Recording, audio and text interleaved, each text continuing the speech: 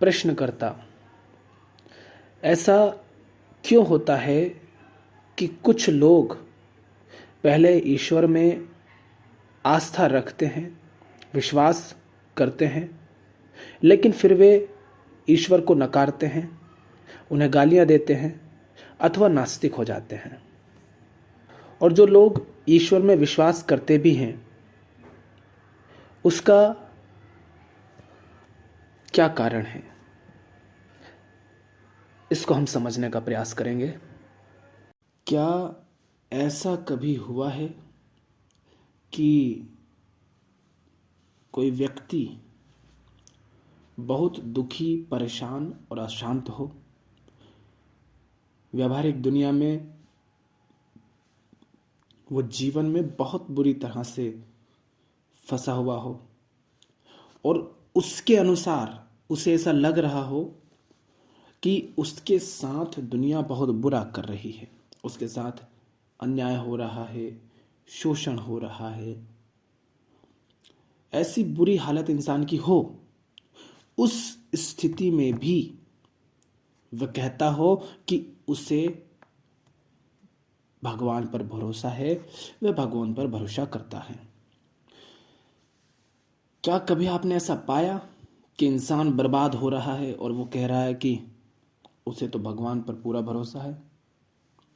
हाँ, थोड़ी देर के लिए ऐसा हो सकता है कि उसके साथ कुछ गलत हो रहा हो या वो परेशान हो रहा हो, तो वो ये कह दे कि भगवान सब संभाल लेंगे, उसे भगवान पर भरोसा है, उसे भगवान पर भरोसा है कि उसके साथ कुछ बुरा नहीं होगा। जैसे उदाहरण के लिए, किसी व्यक्ति का कोई प्रियजन मान लीजिए बहुत बीमार हो गया है, बहुत मान लीजिए एक्सीडेंट में उसकी हालत ख़राब हो गई है, कोई बीमारी हो गई है या कोई और बात हो गई है, पर हालत इतनी बुरी हो रही है कि वह कभी भी मर सकता है, लेकिन अभी उसकी उम्र ऐसी नहीं है कि उसे मर जाना चाहिए। और जो दूसरा व्यक्ति है वो उससे बड़ा प्रेम करता है, ऐसा उसको लगता है, तो हो सकता है वो कुछ देर ऐसा कहे कि उसे भगवान पर भरोसा है। लेकिन मान लीजिए कि वह व्यक्ति जो बहुत बीमार है या किसी तरह का उसके साथ एक्सीडेंट हो गया है, कोई घटना घट गई है, वह मर जाता है।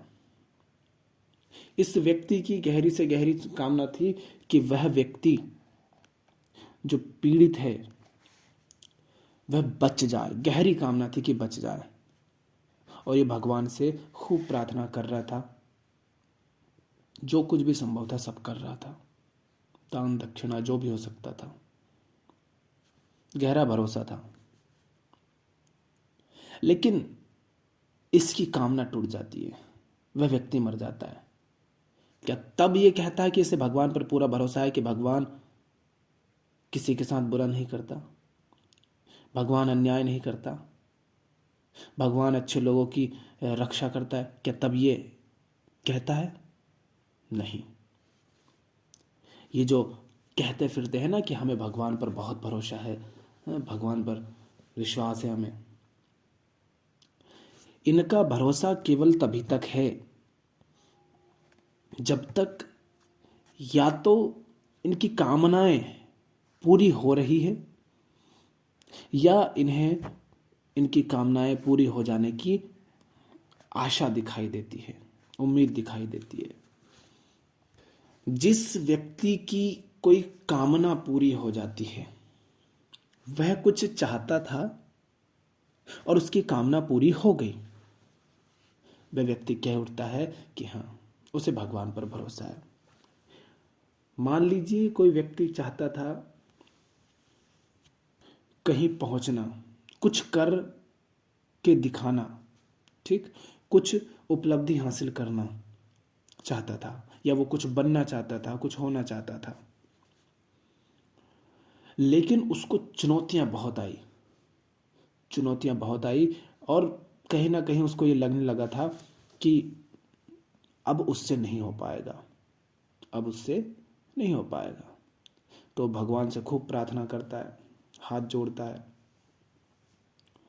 और किसी संयोगवश वो जो चाहता था वैसा हो गया, जहाँ पहुँचना चाहता था पहुँच गया, जो उपलब्धि हासिल करना चाहता था हो गई। तो उस व्यक्ति को देखना, उसकी भगवान के प्रति आस्था बड़ी गहरी हो जाती है, बिल्कुल अंधविश्वासी हो जाता है। वो कहता है उसे भगवान पर बहुत भरोसा है, भगवान ने मेरी वहाँ सहायता की, वहाँ सहायता की, वहाँ सहायता की, वहाँ सहायता की।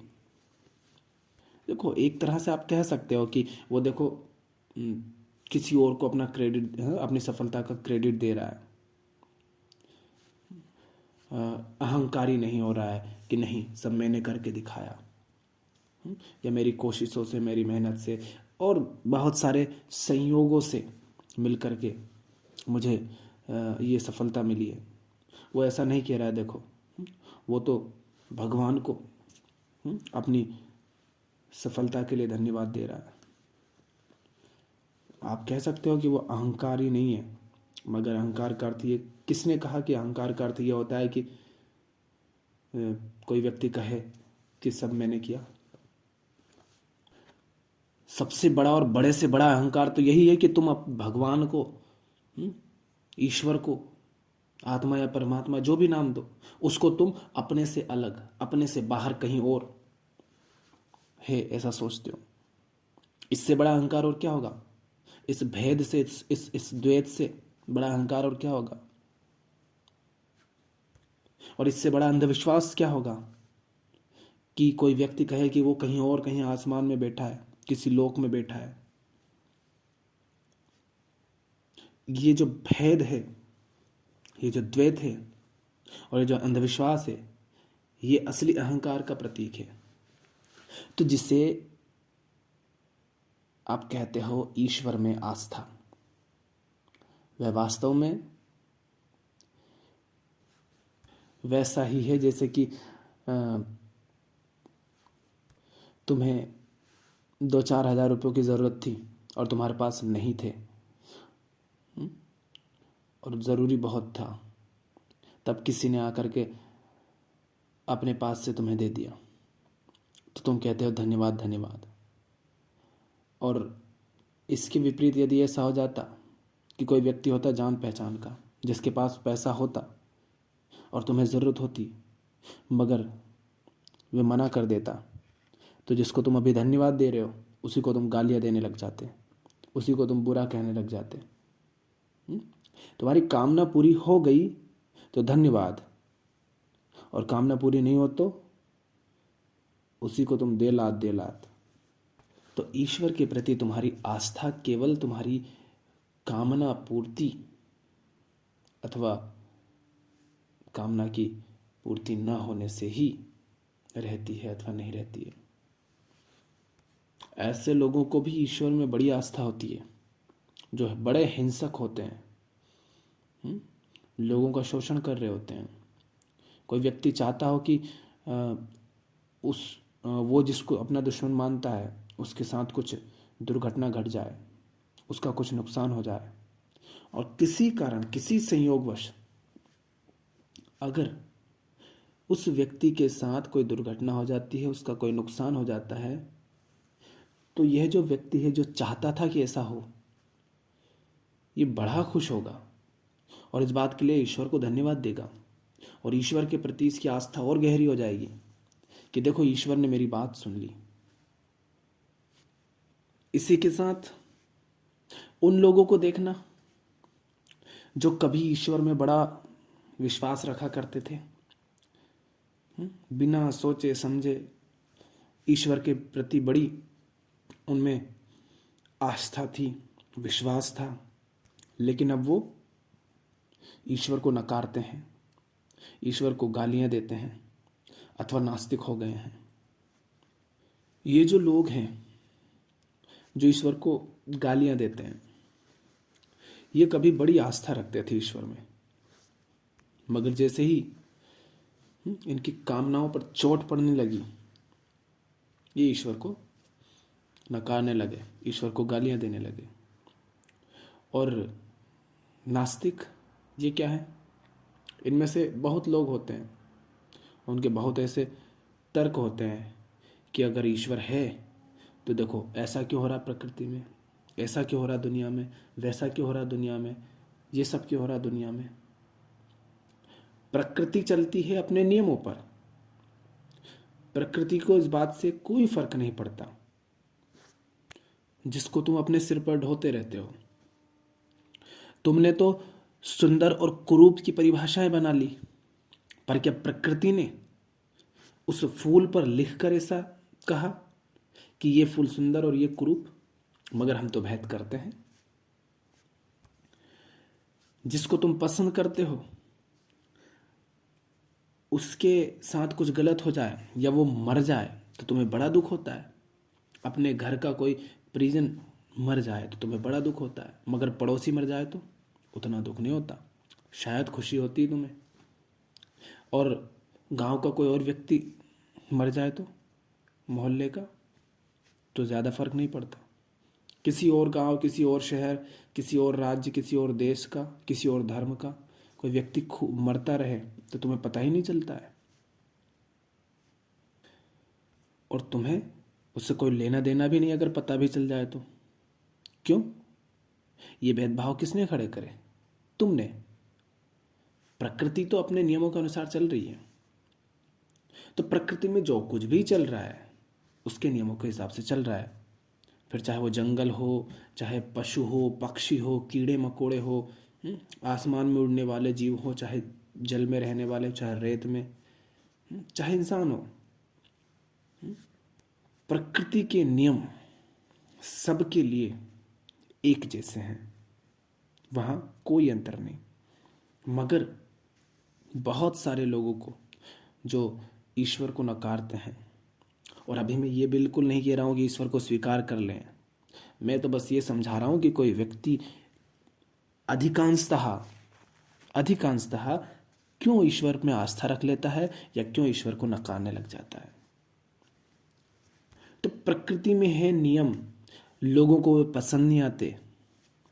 लोग कहते हैं बाढ़ क्यों आ जाती है, लोग कहते हैं भूकंप में लोग मर जाते हैं, लोग कहते हैं आंधी तूफान और सुनामी आती है उसमें लोग मर जाते हैं, लोग कहते हैं ईश्वर ने इतनी बीमारियां क्यों बनाई, और इसी तरह के ढेरों तर्क दे करके वे ईश्वर को नकारने लगते हैं या गालियां देने लगते हैं, या उनकी आस्थाएं डगमगा जाती हैं। पर वास्तव में यहां हो क्या रहा है? यहां हो ये रहा है कि वे कुछ चाहते हैं, कुछ ऐसा जहां उनको सुख मिलता है, जहां उनकी कामना पूरी होती है। कामना क्या? सुख की कामना, सुविधा की कामना। और मैं नहीं कह रहा हूं कि सुख या सुविधा चाहना सचमुच गलत ही हो गया, गलत हो भी सकता है, नहीं भी हो सकता है।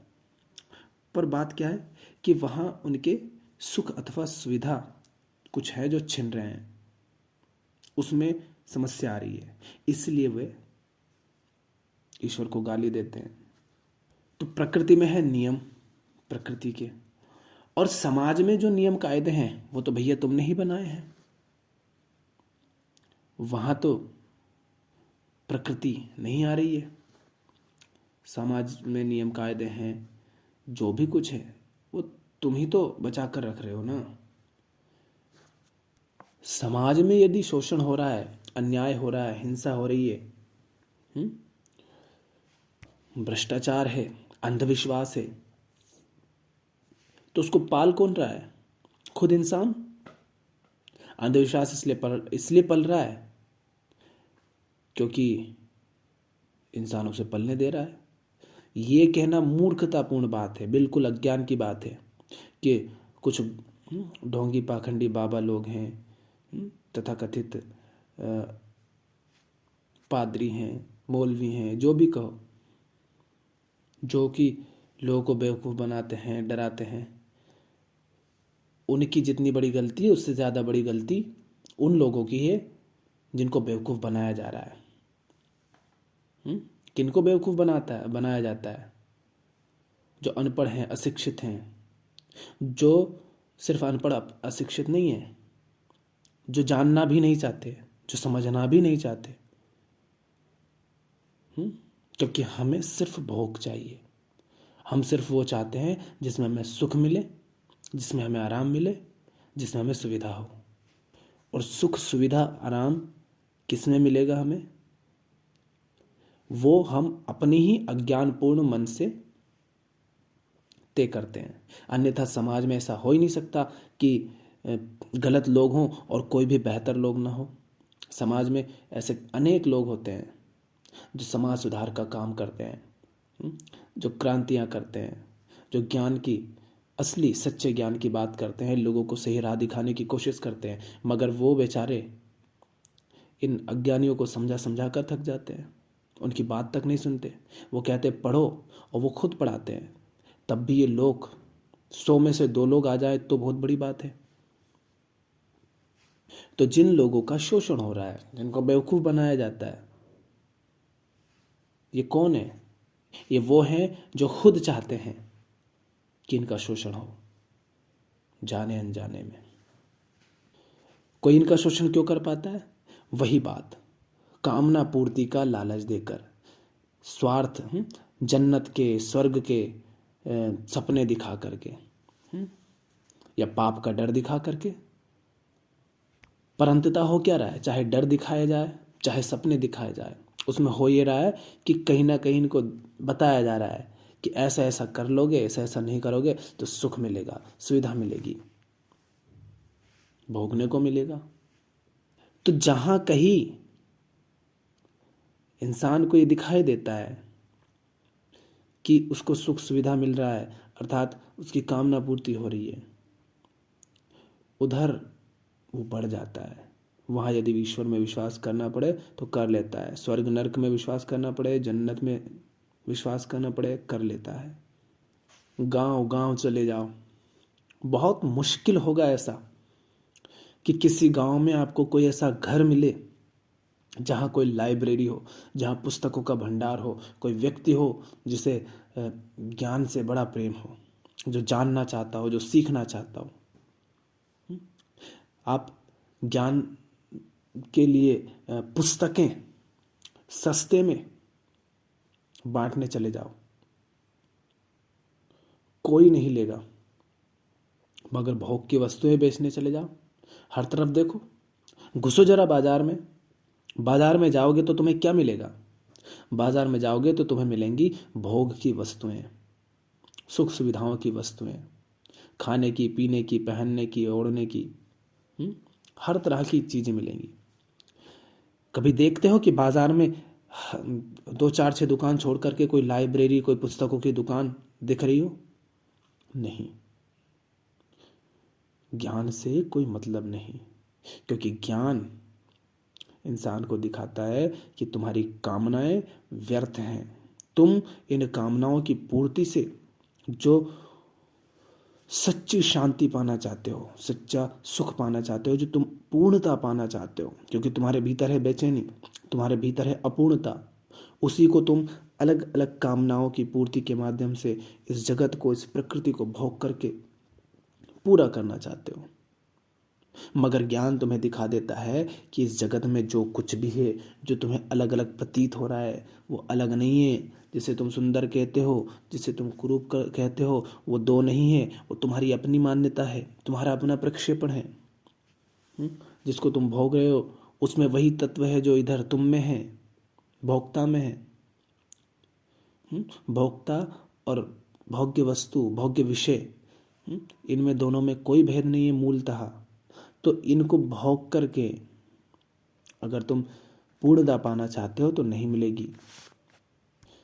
ज्ञान इंसान को दिखाता है कि तुम जो स्वयं को माने बैठे हो, तुम जो अपने आप को समझते हो, वो तुम हो ही नहीं।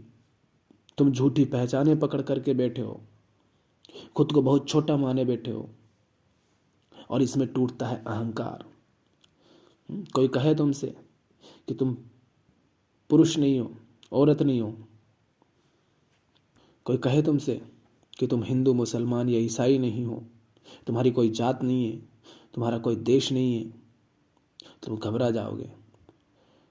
तुम्हारा कोई परिवार नहीं है, कोई लिंग नहीं है, तुम्हारी सारी पहचानें अगर सचमुच तुमसे कोई कहे और तुम इसको साफ साफ देख पाओ तो कांपने लगोगे, डर जाओगे कि इस तरह तो मैं कुछ नहीं रहूँगा। हाँ, सुन भर लोगे कान से, जरा सा जिंदगी में उतरने लगे तो जो विरोध आता है उसके सामने घुटने टेक देते हो। तो ईश्वर क्या है?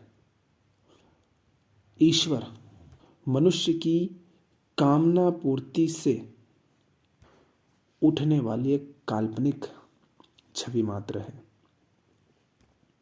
देखना, लोगों को जो ईश्वर में बहुत भरोसा करते हैं या ईश्वर को गालियां देते हैं या ईश्वर को नहीं मानते हैं, इन सब में आपको ये बात कॉमन दिखाई देगी कि कहीं ना कहीं वे कुछ चाहते हैं, तो या तो वह पूरा हो रहा होता है या पूरा हो जाने की उनको उम्मीद रहती है, आशा रहती है। और ऐसे होंगे जो उनको नकारते हैं, उनके पास आप पाएंगे कि वे कुछ चाहते हैं, वे कहते हैं कि ऐसा क्यों हो रहा है, वैसा क्यों हो रहा है, अर्थात वे कुछ चाहते हैं कि ऐसा नहीं हो। अगर जैसा वे चाहते हैं वैसा नहीं हो तो शायद वे ईश्वर में विश्वास कर ले, अथवा अगर वैसा नहीं हो रहा होता तो उनका ईश्वर में विश्वास, आस्था बनी रहती। और कहीं पर बहुत भीड़ दिख रही हो, अंधविश्वास की, पाखंड की दुकान चल रही हो, तो देखिएगा कि किस तरह से सुख का लालच दिया जाता है, किस तरह से कामना पूर्ति के आश्वासन लोगों को दिए जाते हैं, अथवा किस तरह से उनको डराया जाता है। और डर भी क्या होता है? यही कि दंड मिलेगा, नरक मिलेगा, जहन्नुम में जाओगे, या सुख सुविधाएं छिन जाएंगी, है ना। तो अंततः कामना से ही संबंधित है डर भी, कि जैसा तुम चाहते हो वैसा फिर कुछ नहीं होगा। तो ये बातें आप वहां जरूर पाओगे। तो ईश्वर के प्रति आस्था या विश्वास अथवा ईश्वर के प्रति गालियां और नकार कहाँ से आता है? इंसान की कामना पूर्ति होने से अथवा कामना पूर्ति नहीं होने से। क्रमशः और भी अन्य कारण हो सकते हैं, मगर यह भी एक महत्वपूर्ण कारण है, क्योंकि जब अज्ञान होता है, इंसान को कुछ समझ नहीं होती है, तब भी उसके जीवन में वो डरा हुआ तो रहता है ना। और इतनी बड़ी दुनिया को देख करके वो ये मान लेता है कि जैसे कोई भी चीज़ अपने आप नहीं होती, उसको बनाने वाला कोई होता है, तो वो भी ये सोच लेता है कि दुनिया को भी ज़रूर किसी ने बैठ करके बनाया होगा। तो इस अज्ञान और डर के कारण भी वो किसी अज्ञात के प्रति आस्था या विश्वास रखने लगता है।